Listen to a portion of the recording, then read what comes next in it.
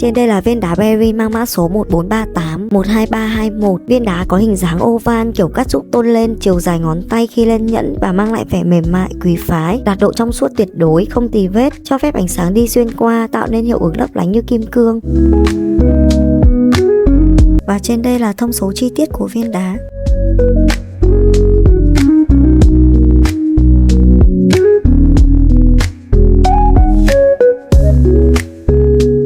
Trên đây là một số sản phẩm tiêu biểu, các bạn có thể tham khảo.